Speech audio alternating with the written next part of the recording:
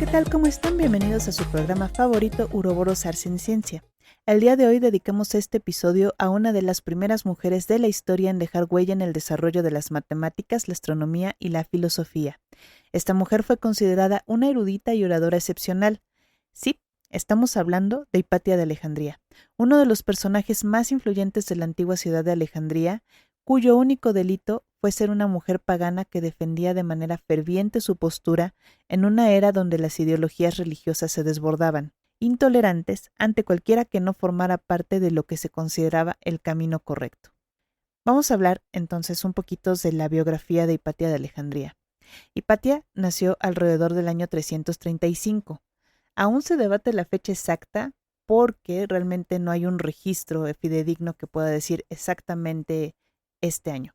Podemos ponerle unos años más, unos años menos, pero lo que sí se sabe es que muere en el año 415 en la misma ciudad.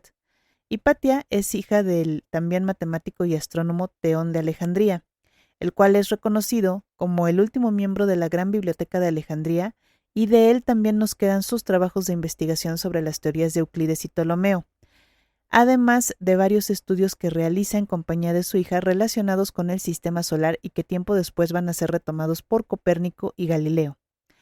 Hipatia tuvo la dicha de crecer con una formación privilegiada para la época, sobre todo incentivada por el carácter científico de Teón, quien además se aseguró de que aprendiera filosofía platónica y que además tuviera un gran respeto por las costumbres de su ascendencia griega. Se sabe que Teón tenía una obsesión relacionada con la búsqueda del humano perfecto, y esta búsqueda juega un papel sumamente importante en la formación de Hipatia. De hecho, desde muy temprana edad, Hipatia fue criada con mucho cuidado. Cuenta la leyenda que para su edad era una mujer extremadamente bella y de apariencia muy joven, ya que tenía un régimen estricto que incluía, además de sus estudios científicos, una rutina de ejercicios que se sabe que ella sigue al pie de la letra hasta el final de sus días, según el precepto mente sana en cuerpo sano. Hipatia decidió dedicar su vida a la ciencia, por lo que nunca se casó y llevó una vida célibe, según las tradiciones de las mujeres del templo de Hestia. Para dicha de Teón, su trabajo y fama pronto se verían rebasadas por el talento de su hija, ya que se cuenta que se volvió una mejor y más famosa matemática, astrónoma y profesora de filosofía, contribuyendo sobre todo al desarrollo de la teoría de números, y cuenta la tradición que también se le atribuye la construcción del astrolabio. Estas cualidades, aunadas a su desarrollo como oradora, la van a transformar en la digna heredera de la tradición del museo, que el museo es una institución que no es la que nosotros conocemos hoy en día, que vamos a digamos, a un edificio y vemos una colección dedicada a ciertas cosas. El museo aquí es diferente. El museo hace referencia, digamos, al primer prototipo de universidad. Es este espacio público en donde los grandes sabios dan clases al aire libre y cualquiera puede asistir a las pláticas. Y en este caso, Hipatia de Alejandría forma una comunidad de alumnos y seguidores que la respetaban y que acudían a sus clases, donde enseñaba las teorías de Platón y de Aristóteles, así como filosofía neoplatónica.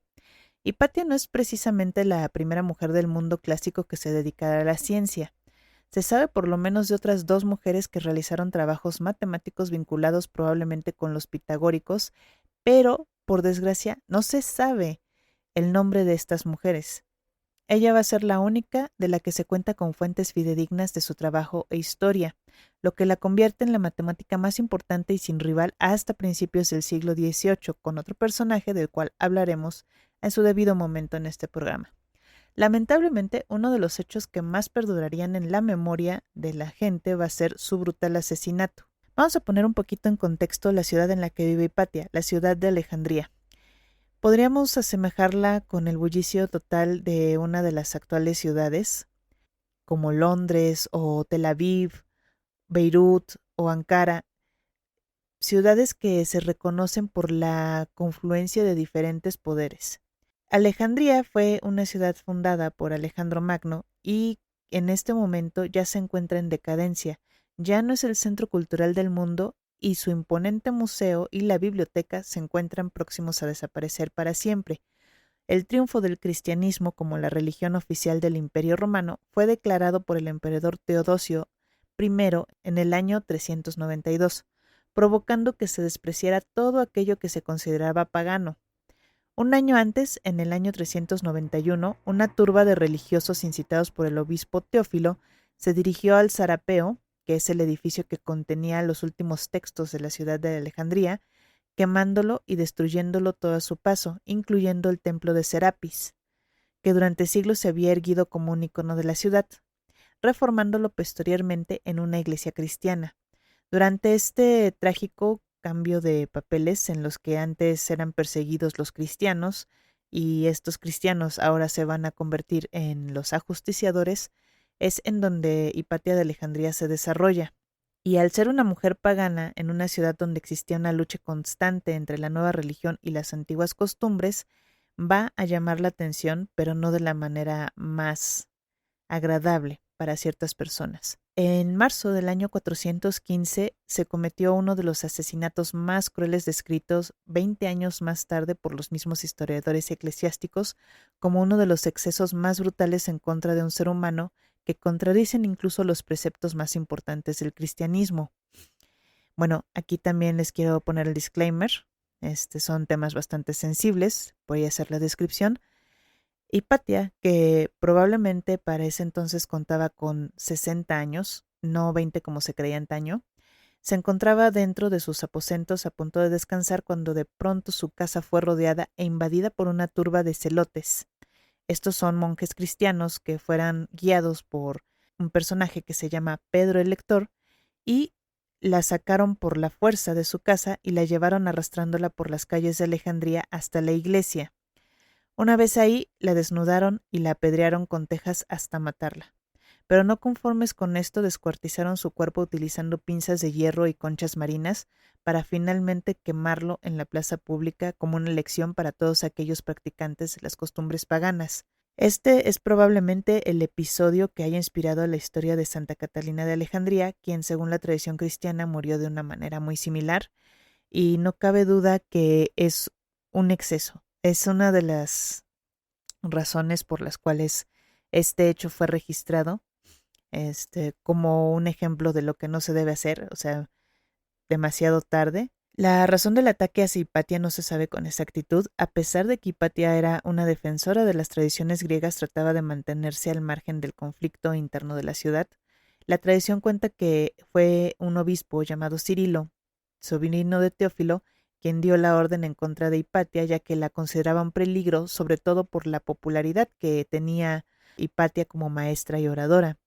Se dice que un día Cirilo transitaba cerca del lugar donde Hipatia daba sus clases y al ver a tanta gente reunida sintió celos de la popularidad de Hipatia, que decide hacer este atentado en su contra.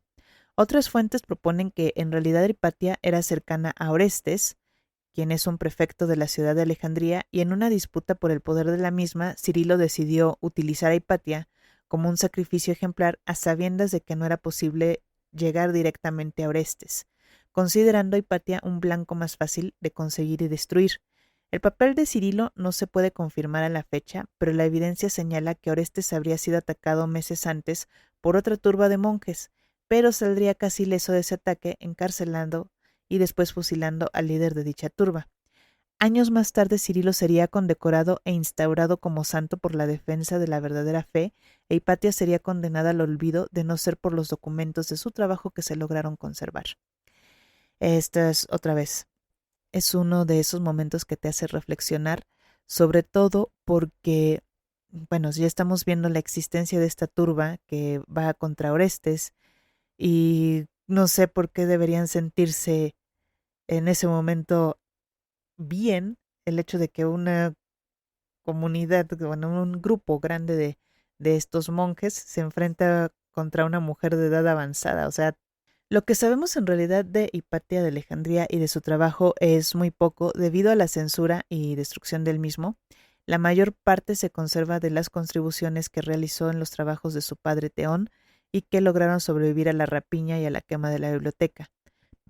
Pero en cuanto a la reconstrucción de su carácter y las enseñanzas, una de las fuentes más importantes de información son las cartas escritas por Cinesios de Cirene, uno de sus mejores alumnos, quien expresaba siempre una profunda admiración hacia su maestra. Debido a que Sinesio se convirtió en una especie de vínculo entre las tradiciones paganas y el cristianismo, varias de sus cartas sobreviven y es gracias a fragmentos extraídos de estas mismas que se ha podido reconstruir el carácter de Hipatia. Además de las cartas de Cinesius, otros recursos que sobrevivieron y que han ayudado en el estudio y reconstrucción de Hipatia de Alejandría son la entrada del Suda Lexicon, un pasaje de la historia eclesiástica de Sócrates escolástico, un breviario de la crónica de Juan, el obispo copto de Nikiu, en la obra del historiador Filistorgio y en 4 extractos de otros textos, como el comentario al principio del libro de Almaquestus de Teón. Quizá esta sea una de las pruebas más claras de que la calidad se antepone a la cantidad.